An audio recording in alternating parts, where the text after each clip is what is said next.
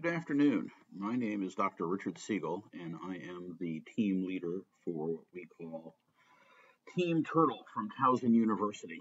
And normally we would be doing an in-person tour for you at our Map Turtle research station in Port Deposit.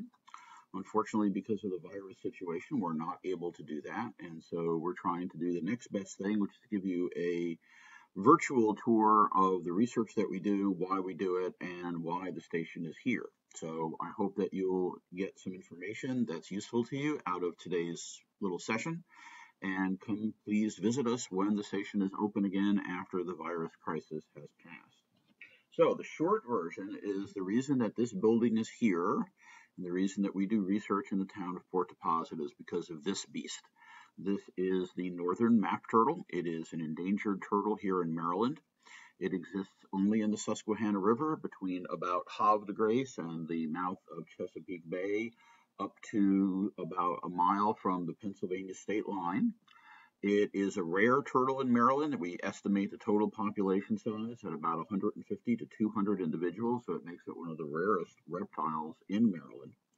And it's endangered due to a variety of things, most notably habitat alteration of the Susquehanna River, pollution, human collecting, the pet trade, and a variety of other reasons. And the reason that our work got started is that in 2008, the state of Maryland came to me, since I do research on turtles, and said, we have the northern map turtle. It has not been surveyed or had any ecological research done with it in many years. Could you start a research project and give us an idea of how many turtles exist in Maryland, what their basic behaviors and ecology are, and particularly where do they nest, and is the population in the state stable, declining, or increasing? And working with my wife, honestly, and my graduate students, my undergraduate students, we undertook that research. And one of the first things we found is that there were a fair number of turtles in the Susquehanna River. We normally saw them by doing what we call basking surveys, because turtles, as we like to say, are solar powered. They get their heat energy from the sun, and this was the most common way that we saw map turtles, was by seeing them here in basking on rocks and logs. And this is still a way that you can see them today. If you go out, and particularly from Susquehanna State Park, and look on logs and rocks around there, you may get lucky enough to see one of these turtles basking. So we found out that the turtles were here. We started doing our research to try to find out where the turtles nest. And the way that we did that is we put radio transmitters on the backs of the turtles. Doesn't harm them. It allows us to follow them to where they go to nest. And we were in the process of doing that. And the way that we do it, we would take our kayaks from launched right here in Port Deposit, because we could store them at the marina. And we would put the kayaks in the water, and we would take our radio receivers, and we would go up and down the river looking for places where the turtles were nesting. Well, the guys in the marina were naturally curious about, what are you guys doing? And we told them the whole story about the northern map turtle and why it's endangered and what we were trying to find out, and particularly where does it nest. And they said, well, that's an easy question, because they nest right here in the parking lot of the marina. And I'm like, sure they do. An endangered turtle nesting in the middle of the town of Port Deposit at the Tome's Landing Marina. Yeah, right, guys. And they said, no, seriously, they nest here. And I said, listen, the next time you see one of these turtles nesting in your parking lot, here's my cell phone number. Give me a call. And they said, okay, will do. And sure enough, the next day, they gave me a call and said, one of your turtles is nesting in our parking lot. And so myself and my graduate student came by, and this is what we saw. If you're looking here, you can see the turtle. It's right here underneath the wheel of one of the boats in the middle of the marina. And here's a video of this. This is the now famous turtle called Rhonda, because the guy who told us about this turtle was named Ronnie. And Ronnie was, can't name a female turtle Ronnie, so we had to name him Rhonda. And as you can see, there's Rhonda here. You can see the radio transmitter on Rhonda's back. And Rhonda is shuffling on off. She didn't get to successfully lay any eggs because she got spooked, and so she's heading back towards the water. The water, as you'll see, is back there in the background. You can see here's the water back here.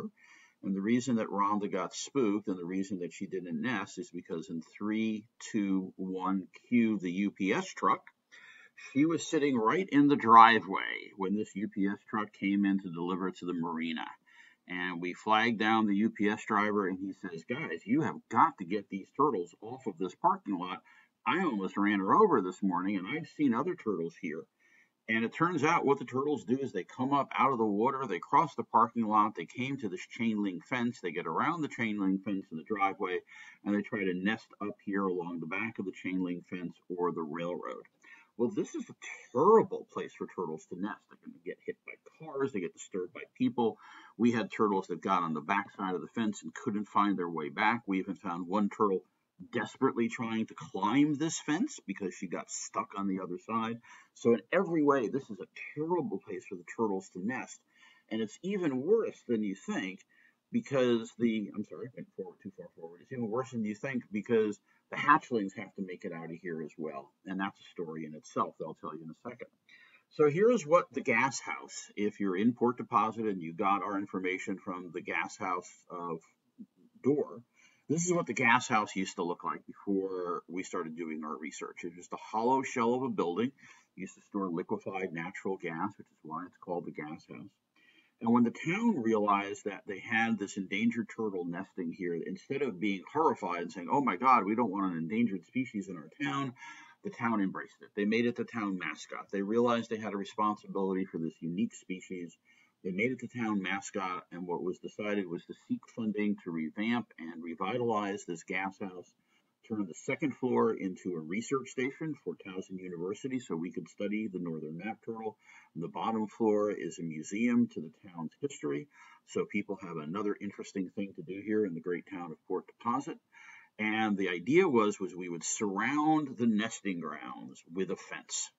And here in the background, you can see the revamped gas house, now totally rebuilt with a beautiful new roof, and this beautiful, what we refer to as a wildlife exclusion fence. This is a fence designed to keep the turtles inside this area, which is the historic nesting grounds, and not allow them onto the parking lot, not allow them onto the railroad track, not allow them to get squished by UPS trucks, and keep them safe and keep them secure. And one of the key characteristics, again, is not just keeping the females within this restricted area, but also keeping these guys hatchlings. This is what a baby turtle looks like as it's emerging from its nest. One of the really unique things about map turtles is that they lay their eggs in May and June and early July. The eggs hatch underneath the ground, and then these little tiny turtles, about the size of a quarter, spend the entire rest of the summer, the fall, the winter, and most of the spring underground. They do what we call overwintering in the nest. And what this allows them to do is escape the harsh winters in the Susquehanna River during their first year of life. And then during the first warm rains in April and early May, they emerge from these nests, as this animal is in the process of doing. And then instead of cutting across the parking lot where they would get stepped on by people and squished by cars, they also now have a safe way within the barriers of our wildlife fence to get back to the water. And if you're at the station and you're looking at this video, if you visited the station, you'll notice the bottom of the fence has some very fine mesh netting to keep these hatchlings in. Now, one of the questions people ask us at this point is, why does this matter? Is this the only place that map turtles nest in Maryland? Is Port Deposit really that important? Is it really worth this much effort? And the answer is no, the turtles definitely nest other places, but yes, Port Deposit is worth the effort. There are several other places where the turtles nest. The few of them that gets the heaviest use is well upstream, closer to the dam. And it's an area that's an old sandbar, and it gets about 130 to 140 nests per year. And you may say, is that a lot? And the answer is, well, in Port Deposit, we get maybe 15 or 20 nests a year. So it's a much bigger, more heavily used area, which of course leads people to say, well, doesn't that mean Port Deposit doesn't matter that much? Well, the answer is that it does, and here's why. Here is a game camera that we use to monitor the nests at the upstream site, and this is what happens to a turtle, map turtle, who lays her eggs in Port Deposit. This is a raccoon. Normally raccoons are nocturnal, they're only out at night. This raccoon's out in the middle of the day, and what she's doing is she's hunting map turtle nests, and she has successfully found a nest that was dug about 5 minutes ago by a female map turtle who laid her eggs. And as you watch this, you'll see the raccoon grab an egg. There it goes right there. She's going to grab an egg. She's going to move it. She is going to chew it open. She is going to suck out the egg contents, and she's going to get a nice little McDonald's Happy Meal snack out of what would have been a hatchling turtle. And when she's done, the raccoon is done snarfing down all of that nice egg yolk, she's going to come back to the nest site, and she's going to dig up yet another egg, and she's going to take that egg and she's going to eat it as well. And the reality is that this scene that you see here of the nests being dug up by the raccoons, this is repeated over and over and over again at these other sites. In one year, we had 132 nests that were built at this site, and 130 of them were destroyed by raccoons. The survivorship of the nests is less than 1%. At Port Deposit, where we've been doing our work since 2009, we have only ever had one nest destroyed by predators, and that was because a human interfered in the nesting process. So the nesting success in Port Deposit is nearly 100% compared to less than 1% elsewhere. So the only place that produces successfully these guys is Port Deposit. This is where all the recruitment from the population is coming from. So that's one question: is Port Deposit important? The second question is, does this work? Does fencing this area off work? And the answer is, well, maybe. We're not sure yet, because one of the problems is that these turtles are bound and determined to get out of our fence and go nest at that railroad track. And here is the picture that I call the forlorn turtle picture. And you can see here's one female here. There's another female here. It doesn't take a rocket scientist to read what's going on in their little turtle minds. It's saying, please, I want to go here and nest. I want to get out of the fence. And so this is a work in progress, whether we can basically convince the turtles that this is a safer area to nest, whether we can modify the habitat within our fence to make it more amenable to them to stay here. That's an open question, but this is why, honestly, you do research, is because we don't know the answers, and we have to do things perhaps a little bit differently. We had great plans of what we were going to do differently this year. The virus interfered. We hope to be picking up our research in a big way next year. So that's basically what we're doing. I hope you enjoy this quick tour. There's lots of other information available for you online.